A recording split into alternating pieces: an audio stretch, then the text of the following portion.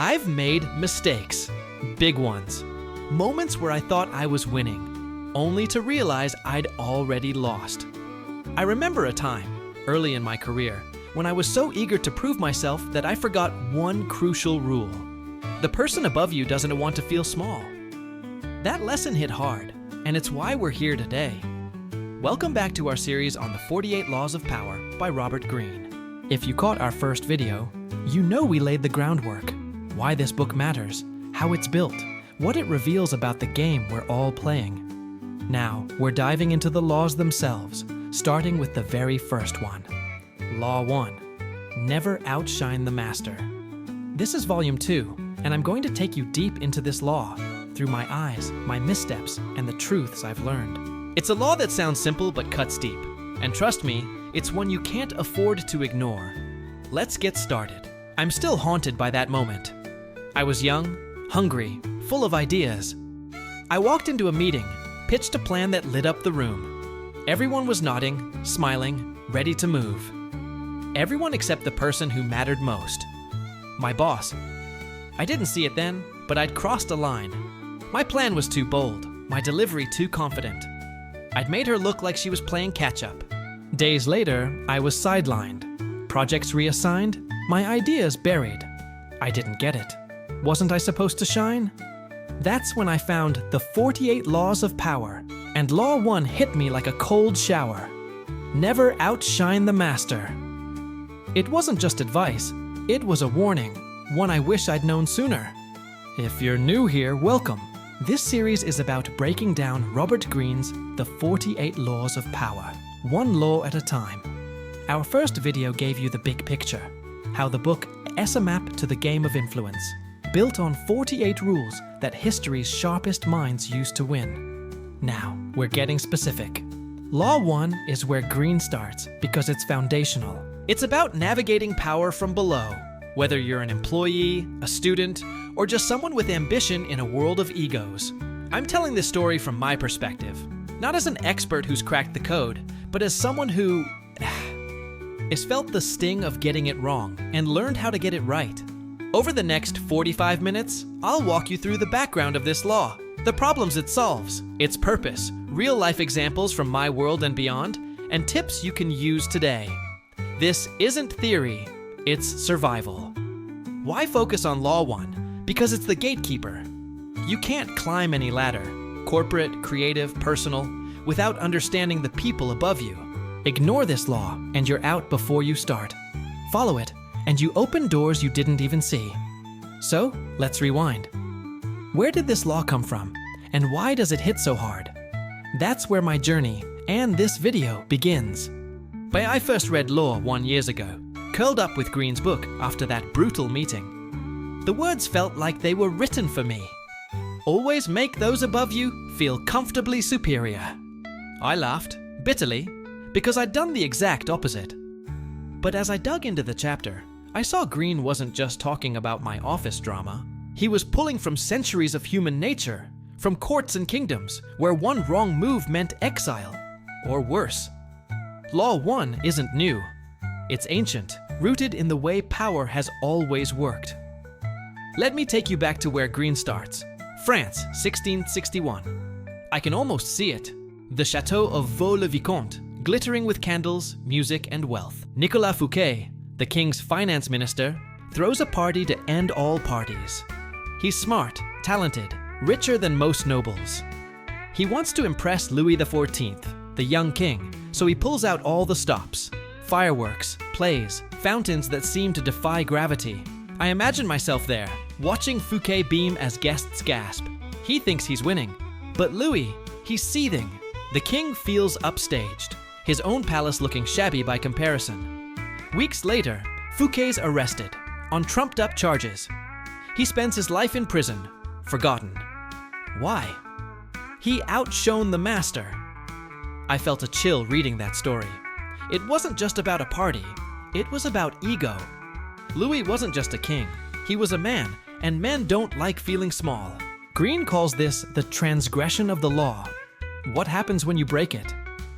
Fouquet didn't mean to offend, but intent didn't matter. Power doesn't care about your heart, it cares about perception. I started thinking, how many times had I done my own version of Fouquet's mistake? Not with parties, but with ideas, jokes, moments where I thought I was helping but was really stepping on toes. But Greene doesn't leave you hanging. He flips the script with the observance of the law. This time, I pictured myself in Renaissance Italy, watching Galileo Galilei, the scientist. Galileo wasn't just brilliant, he was strategic. He discovers new stars, builds telescopes, but he doesn't claim the glory for himself. Instead, he names planets after his patrons, the Medici family. He dedicates his work to them, makes them the heroes. The Medici shower him with money, protection, prestige.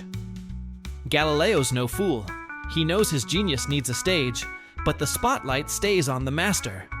I sat back, stunned. Galileo didn't dim his light. He redirected it.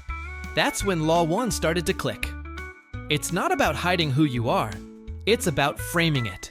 Greene's point is older than France or Italy. It's in the Bible, David sparing Saul, letting the king keep his pride.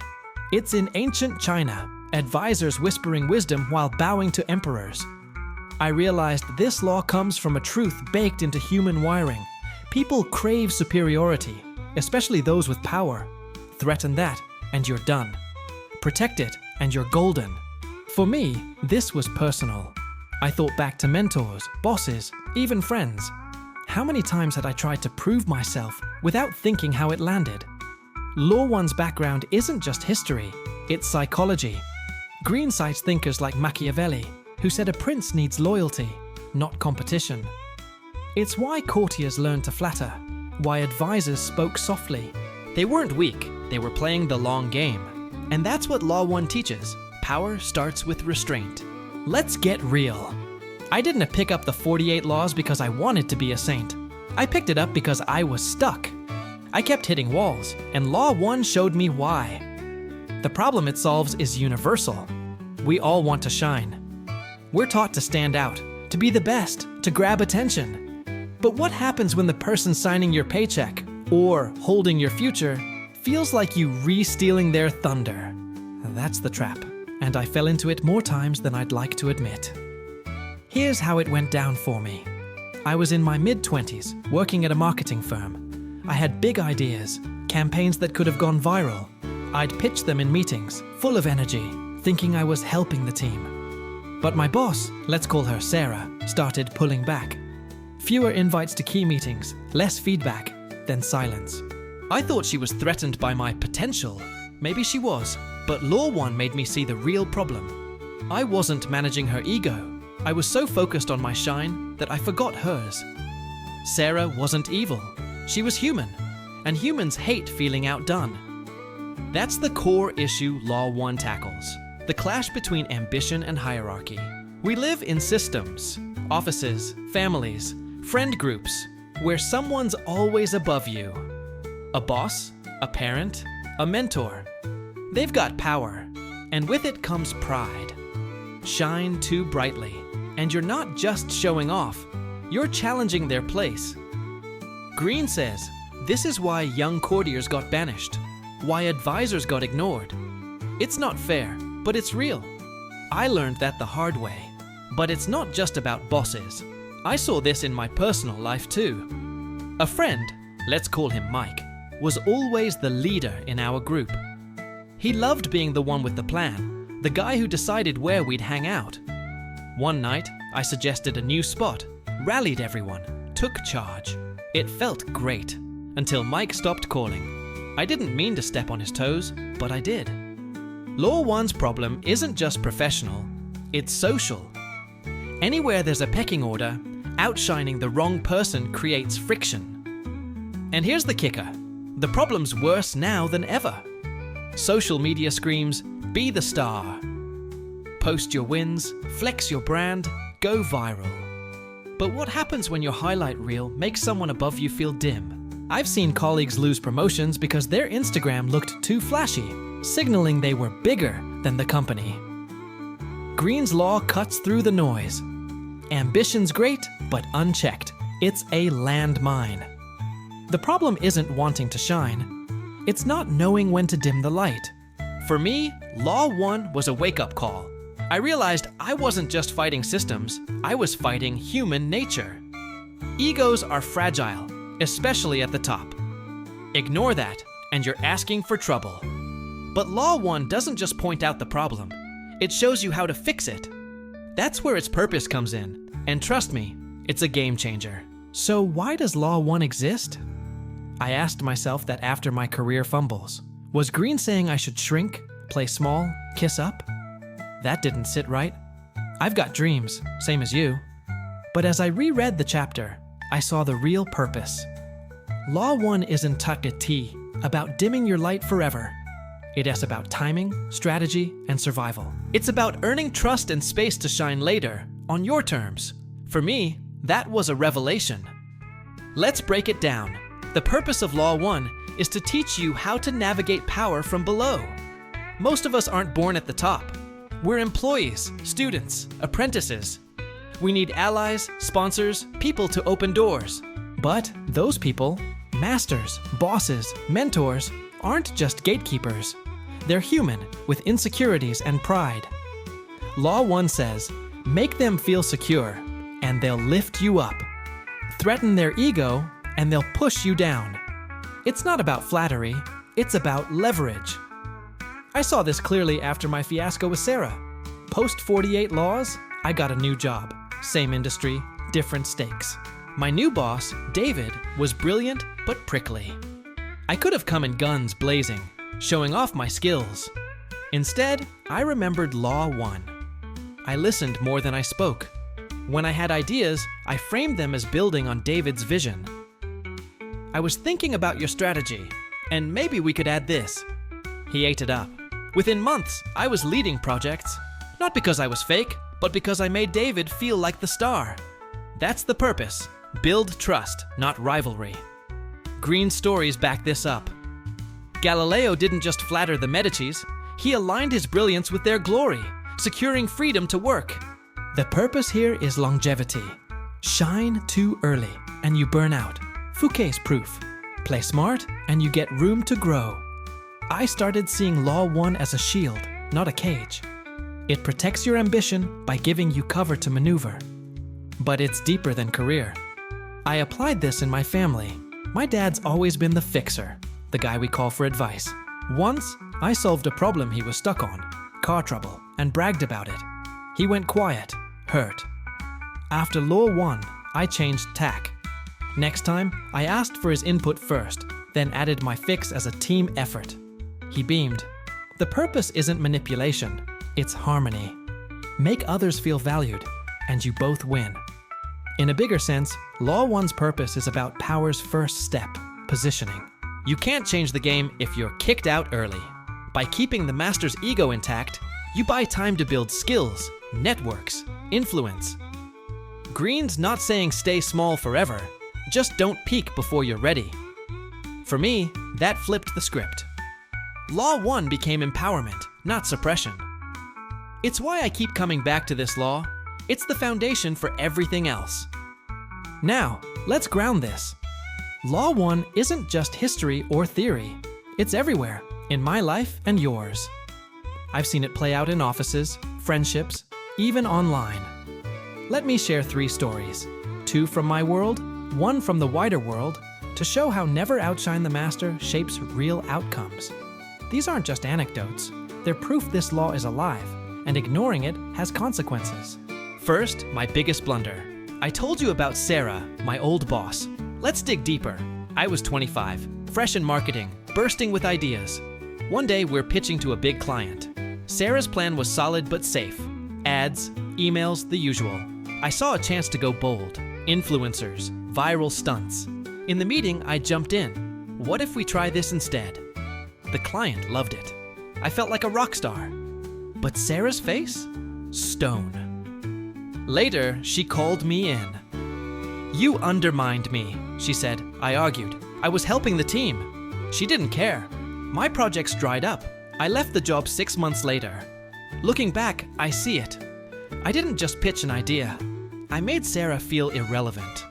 Law 1 would have saved me if I'd framed my idea as hers. Sarah, your plan's great. Could we add this? I might have stayed. Contrast that with a win. At my next job, I worked under David, a guy who loved the spotlight. I'd learned my lesson. When I had a campaign idea, social media driven, high risk, I didn't pitch it cold. I sat with David first. "Your last launch was huge," I said. "What if we leaned into that vibe with this?" He nodded, added his spin, and pitched it as his idea. The campaign crushed it, and guess who got promoted? Me. Not because I was sneaky, but because I let David shine while I delivered. Law 1 in action. His ego stayed happy. My work got noticed. Now, a bigger example. Outside my life, but one I've studied. Look at Taylor Swift. Yeah, the pop star. Early in her career, she was a teenager signed to Big Machine Records under Scott Borchetta. She was talented, driven, but she knew the game. Instead of acting like the star she'd become, she played Law 1 perfectly. She praised Borchetta publicly, credited him for her success, kept him front and center. Behind the scenes, she worked, writing, touring, building a fan base. When contract disputes hit years later, she had the power to walk away. Why? She didn't outshine Borchetta too soon. She built her empire while letting him feel like the master, until she was ready to take the throne herself. These stories, mine and Taylor's, show the stakes. Outshine too early, like I did with Sarah, and you're out. Play it smart, like with David or Taylor, and you climb. I've seen this law everywhere since. Interns who talk too big and get ignored. Friends who one-up the alpha and lose invites. Social media's a minefield. Post a win, and your mentor might unfollow if it feels like you're flexing. Law 1's not just a rule, it's a lens. Once you see it, you can't unsee it. But here's the flip side. Law 1's not about staying small forever. My mistake with Sarah taught me to pivot, not shrink. Taylor didn't stay in Borchetta's shadow. She used it to grow. The real-life lesson? This law buys you time. Use it to build, not hide. That's what separates the players from the pawns. So, how do you actually do Law 1? I've learned, through trial and too much error, that it's not about being fake or weak. It's about strategy. Here are 5 practical tips, straight from my playbook, to help you never outshine the master while still getting ahead. These work in offices, friendships, anywhere power's at play. Let's break them down. Tip 1. Frame your wins as their wins. This is my go-to. Got a great idea? Don't pitch it as yours. Tie it to the master's vision. With David, I'd say, "Your last project inspired this. What if we try it?" He'd take credit, but I'd get results. At home, I do this with my dad. "You taught me this trick, so I tweaked it." It's not lying, it's packaging. Their ego stays happy. Your work shines. Tip 2. Ask, don't tell. Instead of showing off, pull them in. Ask for advice, even if you don't need it. How would you handle this? Makes them feel smart, not threatened. I used this with a mentor who loved being the guru. I'd ask her take on small problems, then weave her wisdom into my plans. She pushed me for promotions because she felt invested. It's subtle, but it works. Tip 3. Celebrate their spotlight. When the master gets praise, amplify it. A quick "you nailed that" or a retweet of their win goes far. I learned this with a colleague who always hogged credit. Instead of fighting it, I'd say, "Your lead made this happen." He started sharing credit because I wasn't a threat. Law 1's about giving them the stage, then working the wings. Tip 4. Downplay your effort.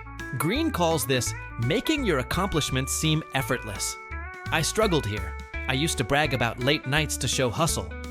Big mistake. It made bosses feel I was fishing for praise. Now I say, "Oh, it came together easily thanks to your setup." It's not hiding, it's strategy. Let them think you're good, not desperate. Tip 5. Know the reversal. Greene says every law has a flip side. Sometimes outshining works, if the master's weak and you're ready to take over. But it's risky. I tried this once, pitching over a flaky manager. It backfired. Higher up saw me as cocky. Unless you've got serious leverage, stick to Law 1's core. Keep their ego first, your ambition second. These tips aren't dogma, they're tools. Test them. With my current boss, I mix tips 1 and 3. Frame ideas as hers, cheer her wins. I'm her go-to without being a rival. In friendships, tip 2 saves drama. Ask advice, avoid one-upping. The trick? Stay authentic. Law 1's not about faking, it's about focus. Keep the master's ego happy, and you'll get room to move. I'll never forget that meeting with Sarah, the one that taught me Law 1 the hard way. It hurt, but it woke me up. Never outshine the master isn't about staying small. It's about playing smart. It is the first law because it is the first test. Can you manage the egos above you to carve your path? I've stumbled, learned, and grown with this law, and I'm still learning. Now it's your turn. This series is about seeing power clearly, and Law 1's just the start. We've covered its roots, Fouquet's fall, Galileo's rise. We've seen the problem, ambition clashing with ego. We've nailed its purpose, building trust to gain ground. And through my stories and others, we've seen it play out, from offices to stadiums. The tips? They're yours to try. Frame their wins. Ask, don't tell. Keep it subtle. Law 1's a foundation. Get it right, and the other 47 become possible. Next up, we're tackling Law 2. Never put too much trust in friends. Learn how to use enemies. It's a wild shift. Friendship, betrayal, strategy. You won't want to miss it. Subscribe now, hit that bell, and let's keep this journey going. Got a Law 1 story? Maybe you outshone someone, or saw it happen. Drop it in the comments. I read them, and the best ones might shape our next videos. Before I go, one last thought. Law 1's personal for me because it's universal for us. We all start somewhere, under someone. Mastering this law means mastering the start. It's not the whole game, but it's the first move. Play it well, and you're in. Get it wrong, and you're out. So take what you've learned today. Watch the egos around you, and choose your shine wisely. I'll see you for Law 2. Until then, stay strategic.